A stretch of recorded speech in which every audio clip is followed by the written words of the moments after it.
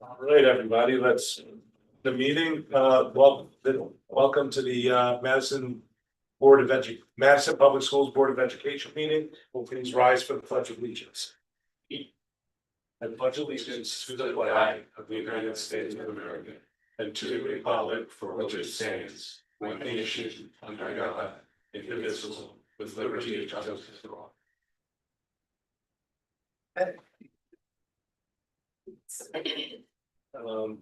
Now our school/community session, any public participation?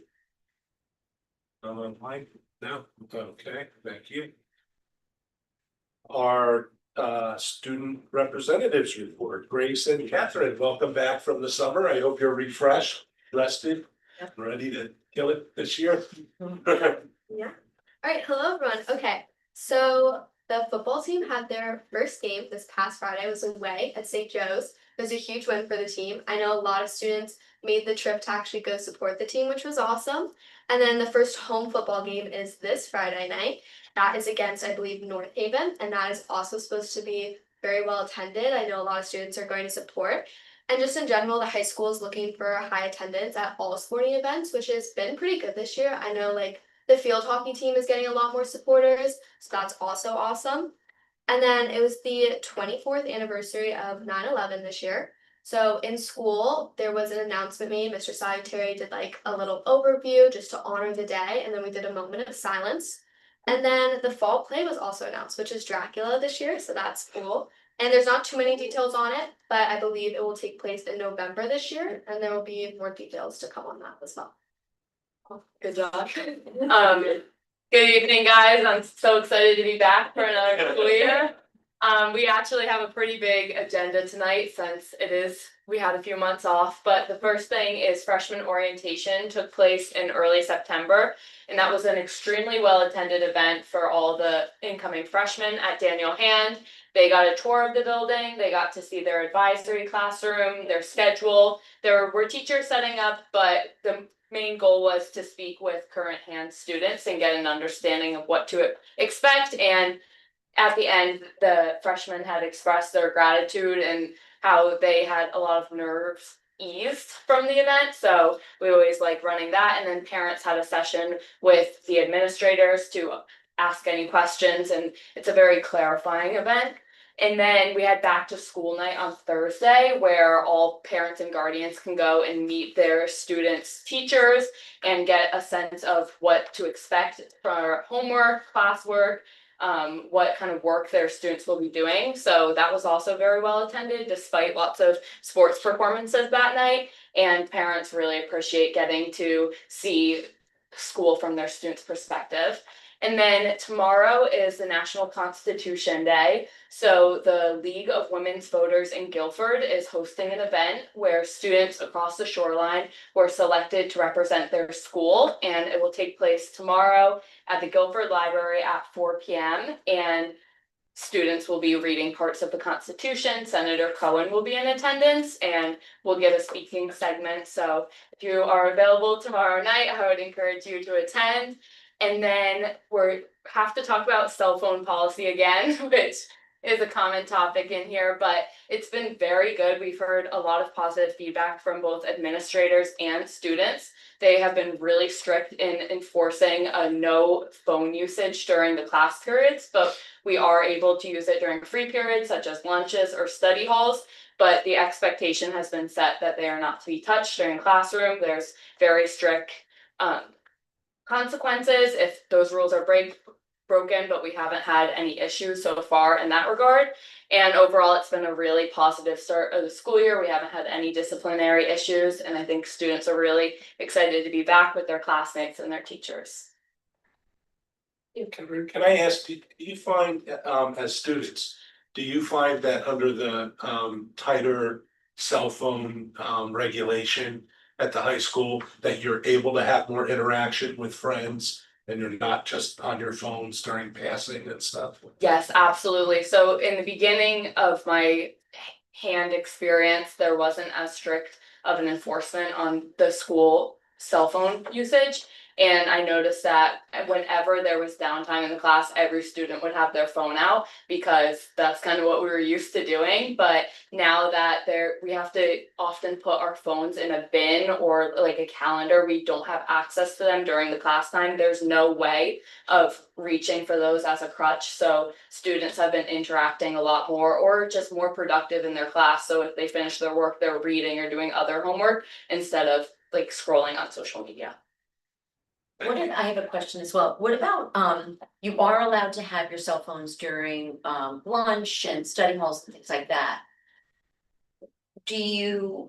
What are your thoughts about that? Like, do you think that it would, I know I'm putting you on the spot because now you're like, and you don't have to answer it if you want to answer later, but I just wonder, like, as a student who is now enjoying that time of not having your phone and making connections with others, would it make sense to not have your phone all day? So I currently don't have a lunch period. I won't have one for the whole year just based on my scheduling. So I haven't been in the cafeteria all year to see what's going on. But if I'm being honest, last year I had a lunch period all year and it did seem that a lot of students were on their phone the entire lunch. They would sit at tables with groups, but everybody would be on their phone and talking while looking down. So while it may not be a popular opinion amongst the students, I do think that there should be regulations on lunch as well if we're trying to foster a sense of communication because that's not taking place in the cafeteria. Thank you. And I agree with what Grace said as well, sorry. No, I'm glad, no, Um, yes, please. But yeah, so I do have lunch. I'm so sorry. But I do have lunch, and a lot of students, I do see a lot of groups, like when they're sitting with their friends, they do seem to be like interactive and they talk to their friends. Some students do like tend to just look on their phones, which is not as like interactive. The only thing I would say about having your phone is like I still can't drive, so sometimes I need to text my parents like pickup times and like stuff like that. So I will like take it out quickly, and that's I think a benefit of like having your phone in those like time periods, but obviously you can do that really quickly too.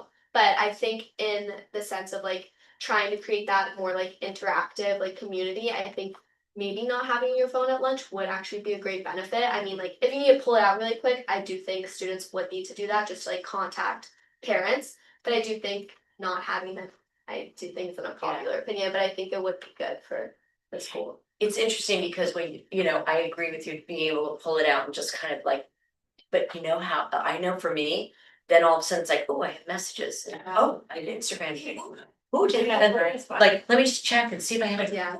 And then all of a sudden you are in a rabbit hole, and this is what happens. It like just draws you in. And I feel like as an adult, I have a hard time with it. And as a young person, it's gotta be so challenging because you wanna be in the know, but sometimes not being in the know is not a bad thing, you know? And so, I don't know, I wondered how you felt about it, like, you know, but I appreciate your candor. Thank you.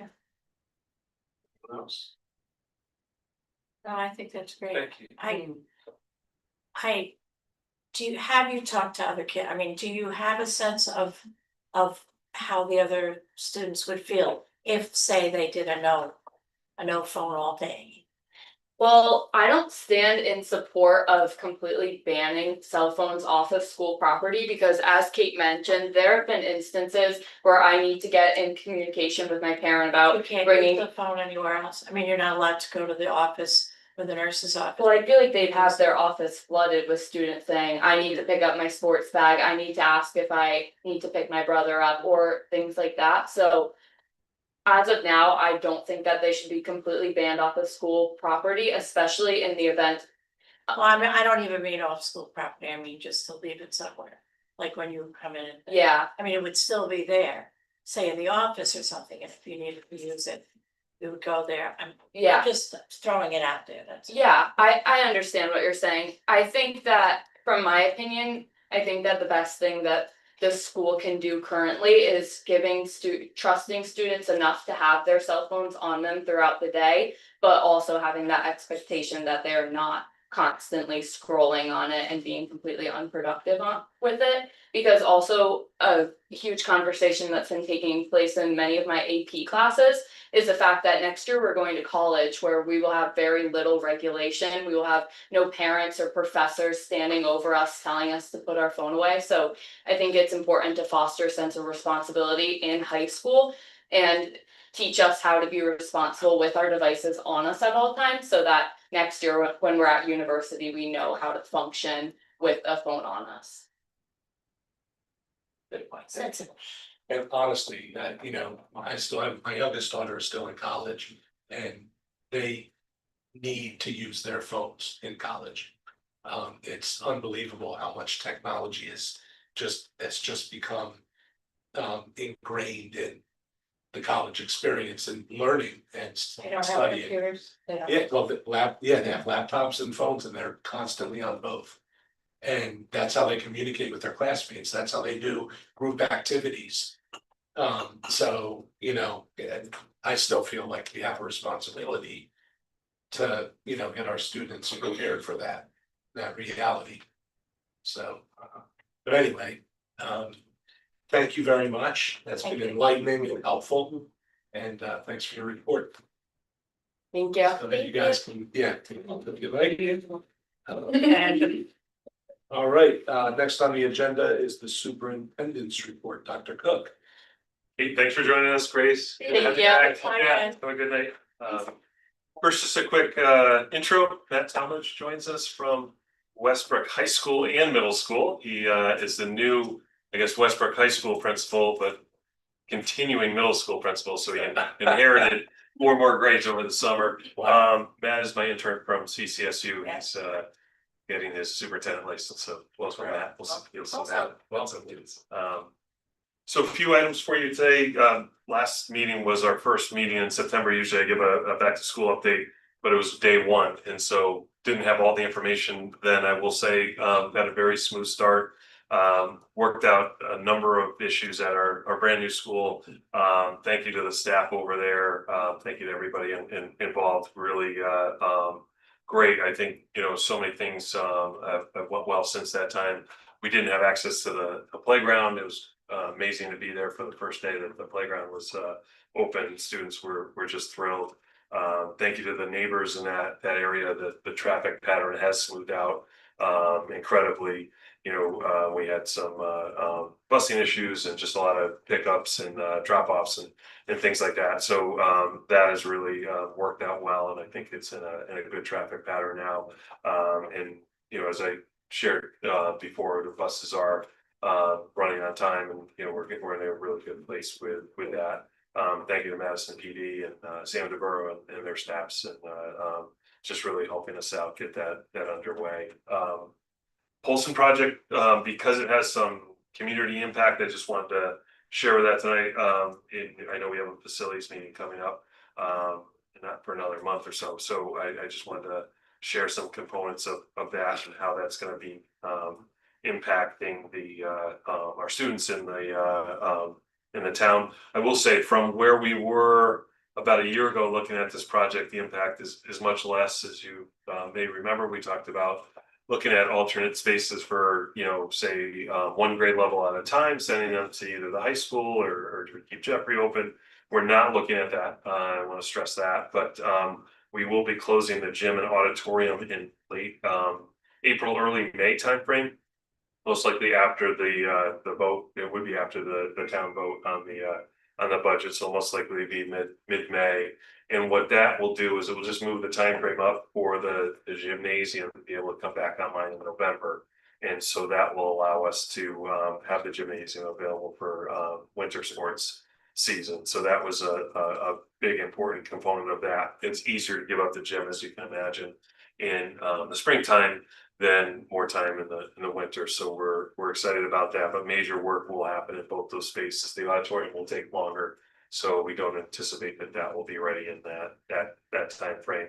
And then air conditioning installation, also the generator going in. There'll be spaces outside that will be impacted. It will impact food service and some other components. But again, as I shared, we're in such a better place than we were previously looking at that.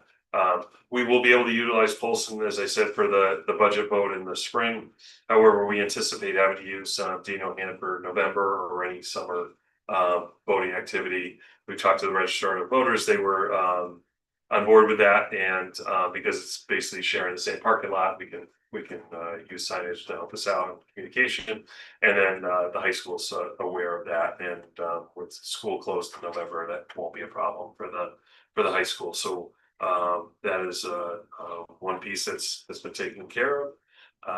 And then I wanted to announce we're looking at November 18th as a tour of Brown for the Board of Ed. So we've moved the facilities meeting to 4 p.m. that night. We'll change the invites after tonight, so you'll all have an invite for that. And we wanted to tour Brown now that is pretty much completed in terms of all the work we need to do. We still have some work, as you know, from CIP and some other projects, but it's really tremendous how much work's happened there. And then I will say too, we're looking at a Neck River tour date, so we're trying to find the right time. We wanted to let them get school started, but this for the public. We get got a number of calls. I know Principal Frost has heard from another number of citizens wanting to see the inside of the building. Certainly they've had a chance to see the outside, but the inside of the building is very impressive, and we want to be able to showcase that. And it is a challenge because we have after school care there till typically about 6 o'clock, and pretty busy activities, and also wanted that staff to concentrate on getting the school started. So we're looking at a date, whether that's an early evening or a Saturday, to be able to share that with the public. So exciting stuff going on. I will have the October 1 enrollment out to you. I shared earlier at the finance committee 2,446 students, so a little bit higher than last year, but right around that range. And the official count that we submit to the state is October 1. So we'll be ready for that. And I shared previously that we're doing a enrollment study to get out ahead of any changes and see if the current enrollment shift that we've seen a little bit of for Neck River receiving more kindergarten students than Brown. We want to see after 2 years in a row that's what we've seen. So we want to see if that's going to continue and what our options are at that point. That concludes my report. Any questions? Thank you, Craig. Thank you. Board member comments. I would like to just start out by reminding everybody that the CADE conference is coming up November 21st and 22nd. If you can be there, it would be fantastic. Again, there's a lot of board member professional development. We have a member who's going to be collecting a 10-year pin, and also, as we'll vote on later tonight, we have a very real possibility of getting the CADE Board Recognition Award for the second level, which is pretty impressive. Only a few boards get it. So it would be a great photo opportunity for those who are there. Please contact Zoe if you're able to make it. Again, it's Friday, November 21st, Saturday, November 22nd.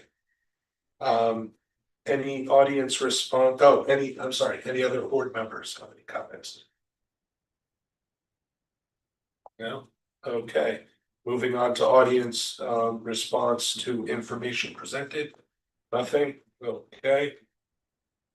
And item 7, the consent agenda. I need a motion to approve the consent agenda. Emily, seconded by Second. Kathy, thank you. Any discussion? Questions, seeing none, all in favor, aye, all opposed, nay, any abstentions, motion carries unanimously. Okay,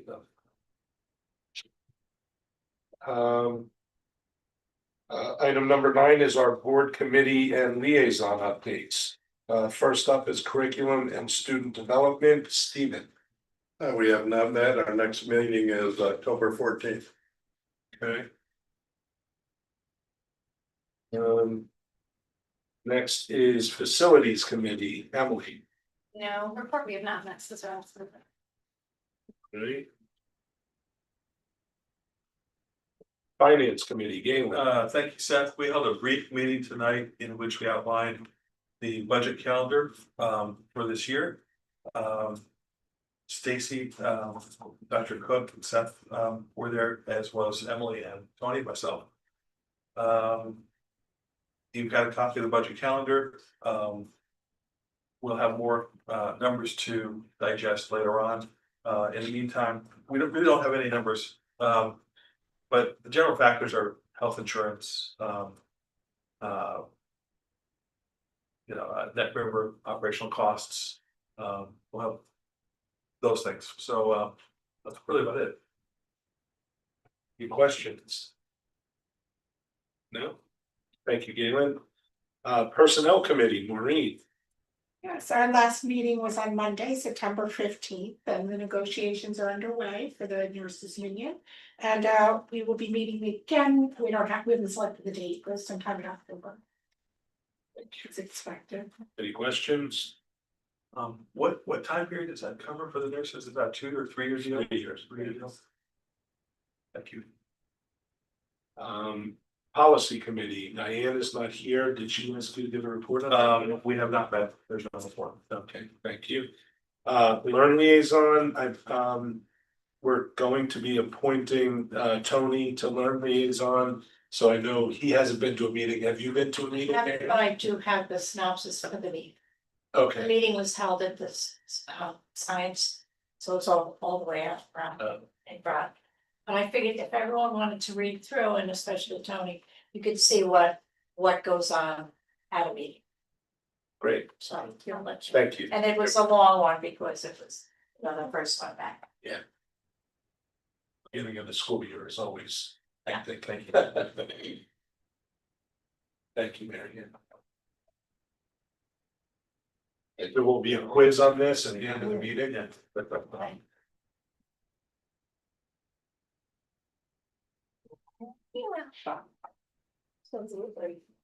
I know. Like teacher.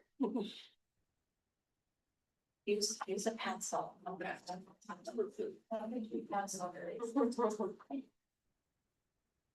Thank you.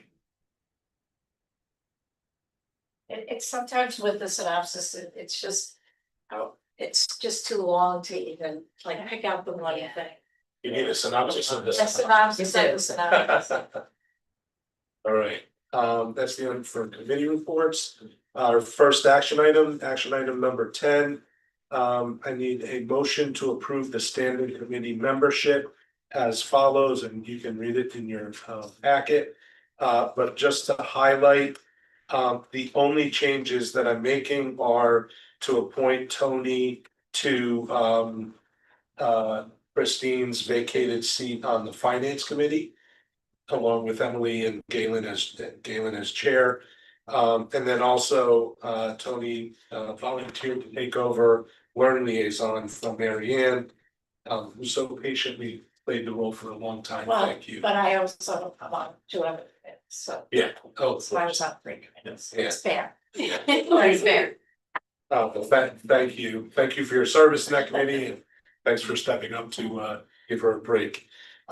So at this point, seeing no other changes, I'd like to call the motion. Who's So all right? Maureen, thank you. Do I have a second? Tony, thank you. All right, any discussion? Seeing none, all in favor, aye. Aye. All opposed, nay. Any abstentions? Motion carries 8-0. Thank you. Action item 11. I need a motion to approve the application for the CABE Board of Distinction Level 2 Award. And was this was in the packet, right? Yes, it was. Yeah, okay.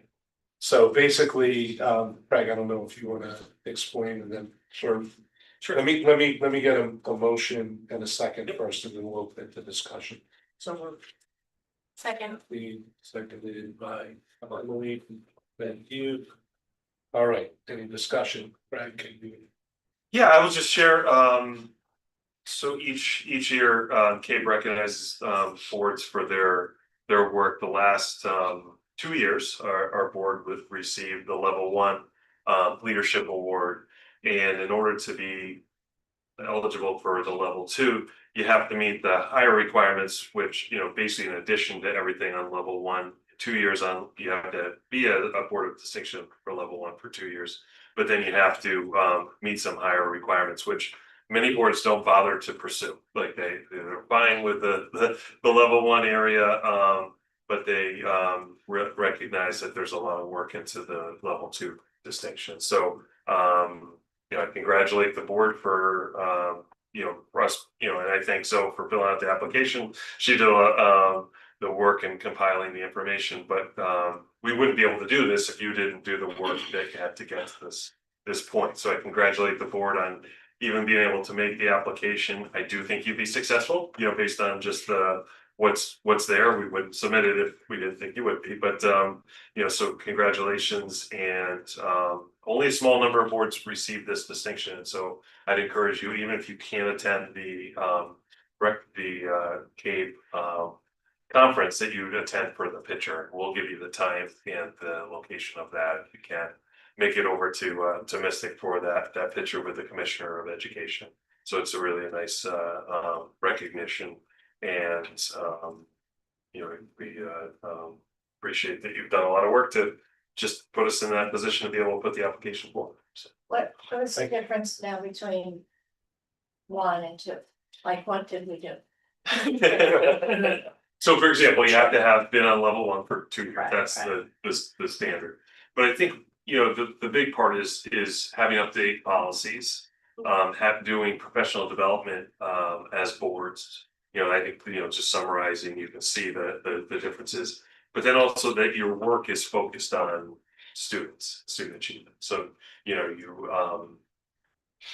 supervise or evaluate the board's the district's assessment results, that you review building development plans. So those things that we've done for several years, kind of looking at those results, those are the things we're submitting to CABE along with the application. That see that the retreat, that you have a retreat, that you evaluate your work, evaluate the superintendent's work. So those are pieces that are required as part of it.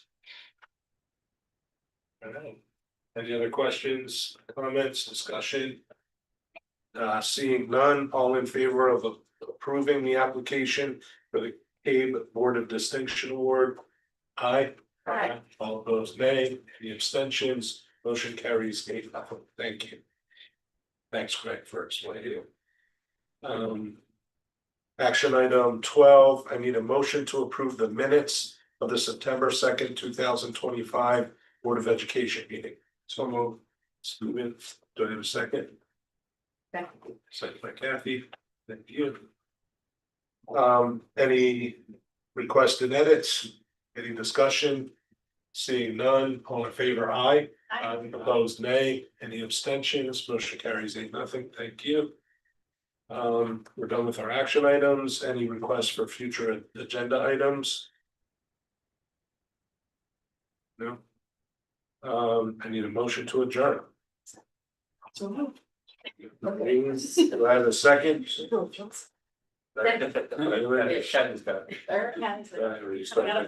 sorry. So it'll be at 7:29. Yeah. All in favor, aye. Opposed, nay. Abstentions.